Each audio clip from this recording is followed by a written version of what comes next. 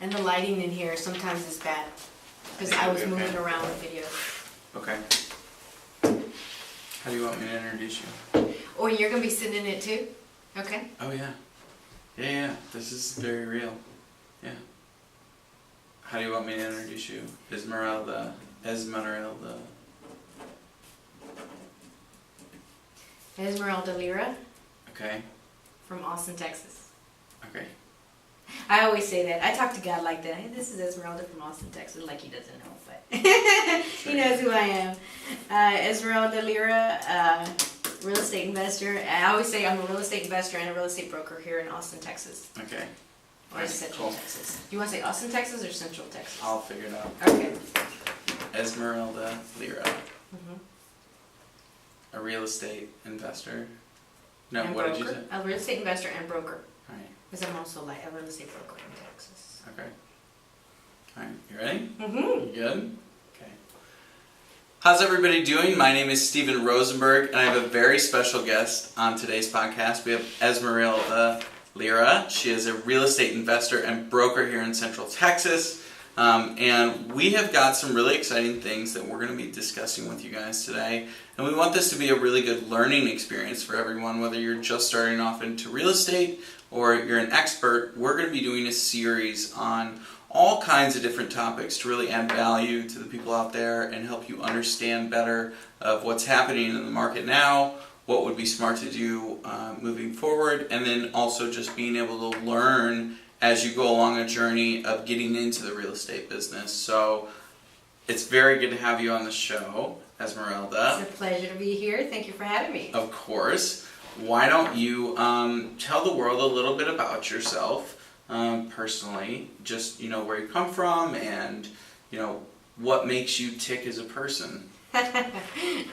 Okay, well, my name is Esmeralda, like you said, Mm-hmm. and I'm from Austin, Texas, native Austinite. So, Nice. yes, and I love Austin. I love where I'm from, and my family is all from Austin as well. And I have three siblings, 2 boys and 2 girls, and I have a beautiful son named Charles Knox, and he is 12 years old. Okay, excellent. So you've been here your entire life. Entire life, and I do travel. I travel, but I always come back home. Okay. This is my home. Good. So how long have you been in real estate for? I've been in real estate for about 16 years, since September of 2001. 16 years? 16 years. So you're a veteran. I mean, you're like an expert. Yes. Yeah. I'm one of those people that they say, oh, you're still in real estate. Yes, Yeah. I'm still in real estate. Yeah, you've been through the good and the bad and the I've been ugly. through 2 bads, two down cycles, Mhm. and a lot of great up cycles, but 2 down cycles. Well, September 11, that's actually right when I started, right after that, and that wasn't planned. It just happened It just happened that way, and so I started out during a really tough time, and then during 2007, 8, and 9, those years I was there, around there, and that's actually when I started real estate investing, but I'll let you handle that. Really? Yes. Interesting. And Okay. because of that. Oh, because of that? Because the market tanked right after 2007, and real estate is my bread and butter. This is how I make my money. Okay. So when the market tanked, I started to find different ways of doing deals, and I found some creative ways of doing deals, and I fell in love with it completely, and I haven't stopped doing it since then.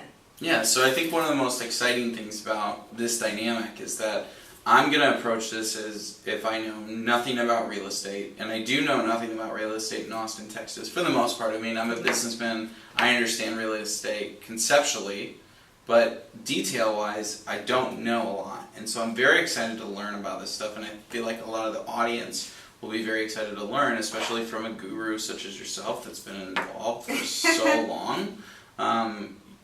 So I just think that, being honest that, I really want to learn, people out there really want to learn what it's all about. You said something that kind of struck my attention, which was, I didn't do it on purpose, but that's when I started investing, was when the market tanked. Yes. And something that I've heard is that, you don't want to invest in the real estate market now. It's like when it tanks is when you're supposed to start investing in properties. Is that... That's not true. There's always different deals. The deal just changes when the market changes. So in 2007, what happened? There was tons of foreclosures in Austin, 2007, 8, 9, because in 2007, that's when they stopped lending. I had the last NINA, which is the no income, no asset loan, where they didn't check anything. Okay, right. So I had one of those last loans. And after that, they stopped lending. So when they stopped lending is when everybody started dropping out of real estate. Freaking out. All the realtors started dropping out because all they knew was to do traditional deals with, Fannie Mae, Freddie Mac loans. Mm-hmm. I stayed in it and just learned a different way of doing it. You stayed in it? I stayed in it and started... Despite everybody else's jumping. Oh yeah, that's when it's good because everybody else gets out. Mm-hmm. So that just means that there's more opportunity for you. Okay. And I have a strong work ethic. My father's been at the same place for 40 years. And I love that. I'm very proud of my father. And so he taught us how to work really hard. And one of the things I started doing when the market tanked was I would just flyer all the neighborhoods by myself. That's how I started. And I treated it as a workout because it's a great workout, by the way. So put on my tennis shoes and go around. And so I went into every neighborhood and just basically started putting flyers on every door. And I got my first deal within 2 weeks. 2 weeks? 2 weeks. Yeah. So what was that deal like?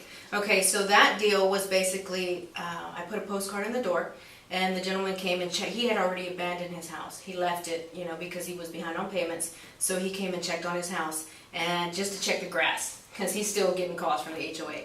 And what's an HOA for people that don't know? For people who don't know, an HOA is the Homeowners Association. So if you have high grass, they're going to call you. So the homeowner came back and checked his house, and my postcard was there. Okay. And that's how I got the first deal. Okay. So he called you. So he called me, and he was 3 months behind, and that became what's called an assignment, or the exit strategy on that one was to do an owner financing deal. Okay, to sell it with owner financing, because technically at that time, because there were so many foreclosures in the neighborhood, it was upside down. So because it was upside down, then there's not too many ways of selling it.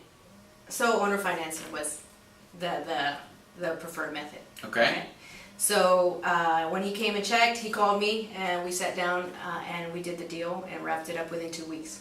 Wow, 2 weeks? Within 2 weeks, okay. Because those deals you can do pretty fast. So what does that mean then for you? So you had to buy his property? Well, you have to get it under contract. Okay. And when you get it under contract, at that point you can assign the contract to an end buyer. And an end buyer is basically a buyer who wants to live in that neighborhood. Someone who wants to own or occupy the property. Okay?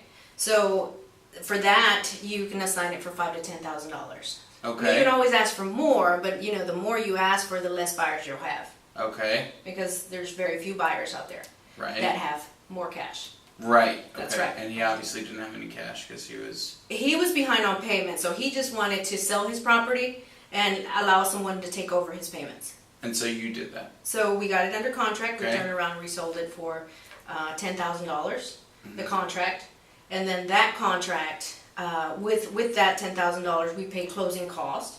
And with those what was left over was $5,000. And that's what you make. That was the first deal. That was from your first $5,000. Yeah, so that was from just really me cool. walking the neighborhood.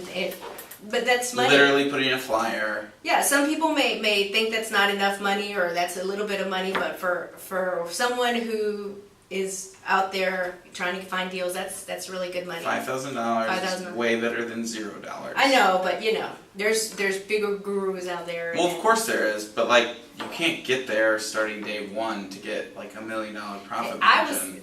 We were happy. Yeah, I think that's huge. I mean, I think that especially for the work that you put into it. I mean, just jogging around, putting flyers down, getting that random call. And then, how that transpired. How long did that take you? How much time? So the time, I just met with someone the other day, and I told her, look, you don't need that much money to get started. Okay. You just need, and I actually had one of those paper cutters, that you buy, and we did our own postcards. So it took 2 hours from 9 to 11, especially during August in Texas. You don't want to run out there in the afternoon because you'll die. So run around in the morning before 11 o'clock in the morning and just drop off flyers at every house. Okay. So we did that, and that was the cheapest form of to get started. And it takes 2 hours every day. I think that's an amazing first starting point. Yeah, and then after that, what I tell people, then you can pay a company to go out there and distribute your flyers door to door.